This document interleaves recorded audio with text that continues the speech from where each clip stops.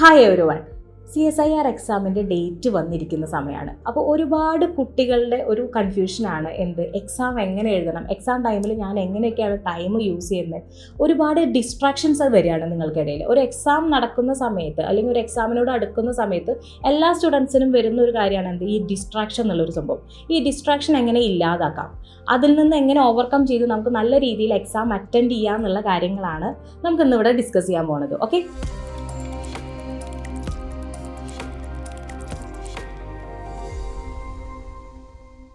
ആദ്യം തന്നെ നമ്മൾ എന്താ ചെയ്യേണ്ടത് വെച്ചാൽ ഡിസ്ട്രാക്ഷനെ ഐഡൻറ്റിഫൈ ചെയ്യണം നമ്മൾ. അതായത് ഡിസ്ട്രാക്ഷൻസ് എന്താണെന്നും നിങ്ങളുടെ ഡിസ്ട്രാക്ഷൻ എന്താണെന്നുള്ളതാണ് ആദ്യത്തെ ഐഡൻറ്റിഫിക്കേഷൻ. ഡിസ്ട്രാക്ഷൻസ് എന്ന് പറഞ്ഞു കഴിഞ്ഞാൽ ഞാനൊരു എക്സാമ്പിൾ പറഞ്ഞുതരാം. ഇപ്പോൾ നിങ്ങൾ ഒരു പഠിച്ചുകൊണ്ടിരിക്കുമ്പോൾ പെട്ടെന്ന് മൊബൈലിൽ ഒരു നോട്ടിഫിക്കേഷൻ വന്നു, ഫേസ്ബുക്കിൽ നിന്നോ അല്ലെങ്കിൽ യൂട്യൂബിൽ നിന്നോ, അല്ലെങ്കിൽ നിങ്ങൾ ഇൻസ്റ്റാഗ്രാമൊക്കെ എടുക്കുക അല്ലേ, സ്റ്റോറീസ് വന്നു എന്നൊക്കെ പറഞ്ഞാൽ നമ്മൾ പെട്ടെന്ന് എന്താ പഠിക്കണതിൻ്റെ ഇടയിൽ നിന്ന് നമ്മൾ സ്വൈപ്പ് ചെയ്ത് നോക്കും, ഇതിങ്ങനെയാണ്. പിന്നെ നമ്മൾ ആ പഠനത്തിൽ നിന്ന് വിട്ടുപോയി. ഫസ്റ്റ് ഡിസ്ട്രാക്ഷൻ എല്ലാവരുടെയും ഉള്ള ഒരു പ്രത്യേകതയാണ് അത്. അതർവൈസ് വേറൊരു ഡിസ്ട്രാക്ഷൻ ഒന്നും കൂടി പക്വതയായിട്ട് നമ്മൾ ചിന്തിക്കുകയാണെങ്കിൽ, ഒരു എക്സാം നടക്കുകയാണ്, ഓക്കെ, ഒരു എക്സാമിൻ്റെ ഡേറ്റും കാര്യങ്ങളൊക്കെ വന്നു. അതിൻ്റെ കൂട്ടത്തിൽ തന്നെ നിങ്ങൾ ഒരുപാട് എക്സാംസ് പാരലലി അപ്ലൈ ചെയ്തിട്ടുണ്ടാവും. അപ്പോൾ നിങ്ങൾക്ക് എന്താ വെച്ചാൽ ആ ഡേറ്റുകളൊക്കെ അടുത്തടുത്തായിരിക്കും, അല്ലെങ്കിൽ നെക്സ്റ്റ് അടുത്തടുത്ത മന്തുകളായിരിക്കും, അടുത്തടുത്ത ടൈമിലായിരിക്കും. ചിലപ്പോൾ ഒരു എക്സാം തന്നെ അതായത് നിങ്ങൾ അപ്ലൈ ചെയ്ത 2 എക്സാംസ് ഒരു ഡേയിൽ നടക്കുന്ന അവസ്ഥ അങ്ങനെയൊക്കെ വരാം അല്ലേ. അതൊക്കെ ആകുമ്പോൾ നിങ്ങൾക്ക് എന്താ വെച്ചാൽ ഏത് എക്സാം എഴുതണം എന്നുള്ളൊരു പ്രത്യേകത. അപ്പോൾ നിങ്ങൾക്ക് ഭയങ്കര കൺഫ്യൂഷൻ ആയിരിക്കും. അയ്യോ, ഞാൻ ഇനി ഇത് പഠിച്ചാൽ എനിക്കിത് കിട്ടുമോ, അപ്പോൾ എനിക്ക് മറ്റേത് കിട്ടില്ലേ, അങ്ങനെയുള്ള കൺഫ്യൂഷൻസ് ഒക്കെ വരാൻ ചാൻസ് ഉണ്ട് അല്ലേ.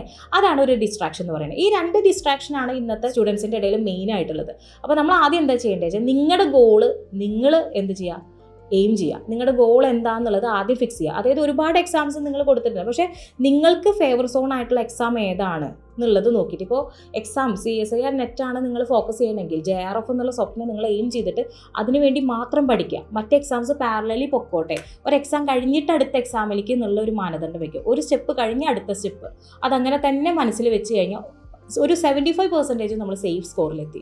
അതുകൊണ്ട് ആ ഡിസ്ട്രാക്ഷൻ നമ്മൾ ഐഡൻറ്റിഫൈ ചെയ്യുക. നിങ്ങളുടെ ഏതാണോ ഡിസ്ട്രാക്ഷൻ അത് നമ്മൾ ഐഡൻറ്റിഫൈ ചെയ്തു.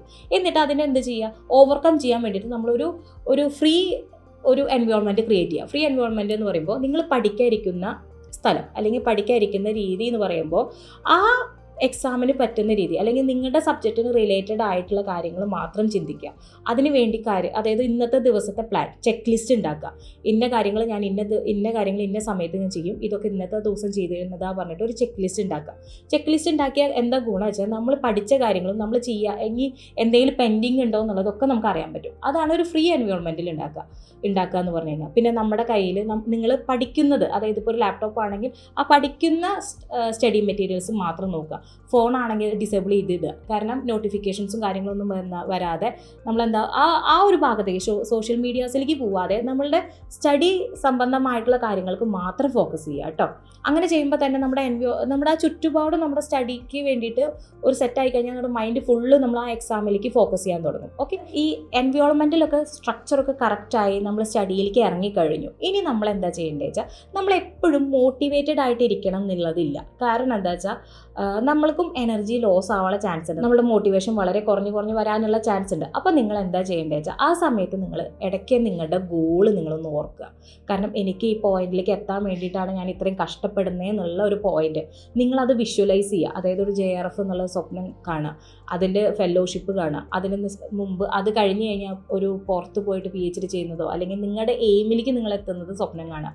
അതായത് നമ്മുടെ എനർജി കുറഞ്ഞ് വരുമ്പോൾ നിങ്ങൾ സ്വയം തന്നെ നിങ്ങളുടെ ഗോളിനെ വെച്ചിട്ട് നിങ്ങൾ മോട്ടിവേറ്റഡ് ആവണം. ഓക്കെ, നമ്മൾ എയിം ചെയ്ത് അറ്റൈൻ ചെയ്യാൻ പറ്റുന്ന കാര്യങ്ങളെ ഉള്ളൂ, അല്ലെങ്കിൽ എനിക്കിത് പഠിച്ചെടുക്കുക എന്നുള്ള മോട്ടിവേഷൻ നിങ്ങളുടെ ഉള്ളിൽ ഒരു തീപ്പൊരിയായിട്ട് ഉണ്ടാവണം. എപ്പോഴാണോ എനർജി കുറയുന്നത്, ആ എനർജി കുറയുന്ന സമയത്ത് നിങ്ങളത് ബൂസ്റ്റ് ചെയ്തെടുക്കേണ്ടതാണ്. അത് നിങ്ങളുടെ എപ്പോഴും മനസ്സിൽ ഉണ്ടാവേണ്ട ഒരു കാര്യമാണ്, ഒരു എയിം എന്നുള്ളത് കേട്ടോ. അപ്പോൾ ഈ ഡിസ്ട്രാക്ഷന് ഏറ്റവും വലിയ ഒരു സ്റ്റോൺ ബ്രേക്കപ്പ് എന്ന് പറയുന്നത് എന്താണ്, നമ്മളുടെ ഈ ഒരു ഗോളാണ്. നിങ്ങളുടെ ഈ ഒരു മോട്ടിവേഷനാണ് നിങ്ങൾക്ക് എന്താണ് ഒരു ഗോൾ എന്ന് പറയുന്നത് കേട്ടോ. ഓക്കെ, അത് കഴിഞ്ഞ് കഴിഞ്ഞാൽ വിഷ്വലൈസേഷനാണ്. വിഷ്വലൈസേഷൻ എന്ന് പറയുമ്പോൾ എന്താ വെച്ചാൽ നിങ്ങൾ വിഷ്വലൈസ് ചെയ്യുക. നിങ്ങൾക്ക് JRF കിട്ടി അല്ലെങ്കിൽ നിങ്ങൾക്ക് ഒരു ഉയർന്ന റാങ്ക് കിട്ടി, നിങ്ങൾ എവിടെ എത്തും എന്നുള്ളത് നിങ്ങളൊന്ന് വിഷ്വലൈസ് ചെയ്യുക. നിങ്ങളുടെ പോസ്റ്റ്, നിങ്ങൾ നല്ലൊരു പ്രീമിയം ഇൻസ്റ്റിറ്റ്യൂട്ടിൽ PhD ചെയ്യുക, നിങ്ങളുടെ പേപ്പേഴ്സ് പബ്ലിഷ് ചെയ്യുന്ന കാര്യങ്ങൾ, അതായത് ഫ്യൂച്ചർ ലൈഫ് നമ്മൾ വിഷ്വലൈസ് ചെയ്യുമ്പോൾ നമുക്ക് എന്താ വെച്ചാൽ ഇതൊന്നും ഒരു ഡിസ്ട്രാക്ഷനായിട്ട് തോന്നില്ല. നമുക്കെന്താ ഭാവിയിലേക്കുള്ള ഓരോരോ പോയിൻറ്റ്സുകൾ നമുക്കെന്താ വളരെ ഹെൽപ്ഫുള്ളായിട്ട് നമുക്ക് തോന്നും. അതായത് ഈ കഷ്ടപ്പെട്ടതൊക്കെ നമുക്ക് എന്താണ് ആ സമയത്ത് ഭയങ്കര ഒരു മെമ്മറി മെമ്മറീസ് ആയിരിക്കും. നമ്മളിങ്ങനെ കഷ്ടപ്പെട്ട് പഠിച്ചതാണല്ലോ, അല്ലെങ്കിൽ ഞാൻ ഇങ്ങനെയൊക്കെ പഠിച്ചിട്ടാണ് ഈ പോയിന്റ്സ് ഒക്കെ കിട്ടിയത് എന്നുള്ള രീതിയിൽ നമ്മൾ വിഷ്വലൈസ് ചെയ്യുക നിങ്ങളിവിടെ എത്തി എന്നുള്ളത് കേട്ടോ. അപ്പോൾ തന്നെ നമുക്ക് എന്താ പകുതി ഒരു റിലാക്സേഷനാണ് കിട്ടുക. അപ്പോൾ വിഷ്വലൈസേഷൻ എന്ന് പറയുന്നത് ഭയങ്കര ഇമ്പോർട്ടൻ്റ് ആണ്. പിന്നെ ലാസ്റ്റ് ഒരു സ്റ്റെപ്പ് എന്ന് പറയുന്നത് വളരെ ഇമ്പോർട്ടൻ്റ്, 5 days 7 days സ്ട്രാറ്റജീസ്. അതായത് എക്സാമിനോടനുബന്ധിച്ചിട്ട് ഒരു 7 ദിവസം 5 ദിവസം 3 ദിവസം എന്നുള്ള പ്ലാനുകൾ നിങ്ങൾ ഉണ്ടാക്കുക. അതെന്തിനു വേണ്ടിയിട്ടാണെന്ന് വെച്ചാൽ നിങ്ങളുടെ ക്വസ്റ്റ്യൻ പേപ്പേഴ്സ് അനാലിസിസ് ഒക്കെ കഴിഞ്ഞ് നിങ്ങൾ പഠിക്കാതിരിക്കുന്ന സമയമായിരിക്കും. നിങ്ങളുടെ എല്ലാം കഴിഞ്ഞ് നിങ്ങൾ കവറപ്പ് ചെയ്ത് നിങ്ങൾ ഫൈനൽ സ്റ്റേജിലിരിക്കുന്ന സമയം. അപ്പോൾ 7 days 3 days 5 days, ഞാൻ ആ ഒരു ഓർഡർ പറയാം, 7 5 3 അങ്ങനെ തന്നെ ഓർത്ത് വയ്ക്കുക. അതെന്തിനാ വെച്ചാൽ 7 days എന്ന് പറഞ്ഞു കഴിഞ്ഞാൽ എല്ലാ ഭാഗങ്ങളും ഒന്നും കൂടി നല്ല രീതിയിൽ റിവൈസ് ചെയ്യാൻ വേണ്ടിയിട്ട് യൂസ് ചെയ്യുക. അതായത് എത്ര സബ്ജക്റ്റുകളാണുള്ളത് അതിനെ ഒന്ന് ഡീപ്പായിട്ട് എല്ലാ രീതിയിലും റിവൈസ് ചെയ്യുക. നിങ്ങൾ അത്യാവശ്യം നല്ല രീതിയിൽ ലെങ്തി നോട്ട്സും അതുപോലെ തന്നെ തിയറീസൊക്കെ എഴുതി വെച്ചിട്ടുണ്ടാവും, അതുപോലെ നിങ്ങൾ പ്രോബ്ലം ചെയ്തിട്ടുണ്ടാവും. ആ കാര്യങ്ങളൊക്കെ ഒന്നും കൂടി റിവൈസ് ചെയ്യാൻ 7 days എടുക്കുക. 5 days പ്ലാൻ എന്ന് പറഞ്ഞു കഴിഞ്ഞാൽ 5 days നിങ്ങൾ എന്താ ചെയ്യേണ്ടത് വെച്ചാൽ ഇതിനെ ഒന്നും കൂടി സമ്മറൈസ് ചെയ്യുക. നിങ്ങൾ ഷോർട്ട് നോട്ടുകൾ മാക്സിമം, അതായത് നിങ്ങൾ പഠിച്ച കാര്യങ്ങളതിനെ ഒന്നും കൂടി സമ്മറൈസ് ചെയ്തിട്ട് നിങ്ങൾക്ക് മെമ്മറിയിൽ വെക്കാവുന്ന കാര്യങ്ങളൊക്കെ നോക്കി നിങ്ങൾ സെറ്റ് ആവുന്നതാണ് 5 days. 5 daysൻ്റെ ഉള്ളിൽ നിങ്ങൾക്ക് ഇമ്പോർട്ടൻ്റ് ആയുള്ള സബ്ജക്റ്റുകളും കാര്യങ്ങളൊക്കെ നിങ്ങൾ ഒക്യുപ്പൈ ചെയ്യിപ്പിച്ചിട്ട് ഇരിക്കുക. ഓക്കെ, 3 daysൻ്റെ പ്രത്യേകത എന്താ വെച്ചാൽ ഒന്ന് ഫ്രീ ആയിട്ട് ഇരിക്കാൻ വേണ്ടിയിട്ട് നിങ്ങൾ ഏറ്റവും കൂടുതൽ പ്രിപ്പയർ ചെയ്ത സബ്ജക്റ്റുകൾ മാത്രം, ഒരിക്കലും പുതിയ സബ്ജക്റ്റ് പഠിക്കരുത് അല്ലെങ്കിൽ പുതിയ ടോപ്പിക്ക് പഠിക്കരുത്. പഠിച്ച സാധനങ്ങൾ ഒന്നും കൂടി നല്ല രീതിക്ക് റീഫ്രഷ് ചെയ്ത് പല മോക്ക് ടെസ്റ്റുകൾ, ഇപ്പോൾ പല രീതിയിൽ നമുക്ക് മോക്ക് ടെസ്റ്റുകളായിട്ടും അതേപോലെ മിക്സഡ് ടെസ്റ്റുകളായിട്ടൊക്കെ കിട്ടുന്നുണ്ട്. അതൊക്കെ അറ്റൻഡ് ചെയ്യുക. കാര്യങ്ങൾക്കൊക്കെ വേണ്ടിയിട്ടാണ് ആ ലാസ്റ്റ് 3 days. നമ്മൾ എക്സാമിന് മുമ്പ് 3 ദിവസം എങ്ങനെ പ്രിപ്പയർ ചെയ്യുന്നു. അതായത് നമ്മൾക്കിപ്പോൾ ഒരു ഫംഗ്ഷൻ ഉണ്ടെന്ന് വിചാരിക്കാം. ഈ ഫംഗ്ഷന് വേണ്ടിയിട്ട് നമ്മൾ എന്താ ചെയ്യുക, ഫംഗ്ഷൻ്റെ അന്നല്ലല്ലോ നമ്മൾ സാധനങ്ങളൊന്നും വാങ്ങാൻ പോവുക. നമ്മൾ ഫംഗ്ഷന് മുമ്പ് നമ്മൾ ഓരോ ദിവസം ഓരോ കാര്യങ്ങൾ സെറ്റാക്കിയിട്ടാണ് ഫംഗ്ഷന് നമ്മൾ തയ്യാറെടുക്കുക. അതേപോലെ തന്നെ എക്സാമിന് മുമ്പ് നമ്മൾ മോക്ക് ടെസ്റ്റ് മിക്സഡ് ടെസ്റ്റുകൾ അങ്ങനത്തെ കാര്യങ്ങൾ ചെയ്ത് നേരെ എക്സാമിന് കയറി കഴിഞ്ഞ് കഴിഞ്ഞാൽ നമുക്ക് ഈ ഡിസ്ട്രാക്ഷൻസ് കാര്യങ്ങളൊക്കെ ഒഴിവാക്കി നല്ല മാർക്ക് സ്കോർ ചെയ്യാൻ പറ്റുന്നതാണ് കേട്ടോ. ഓക്കെ.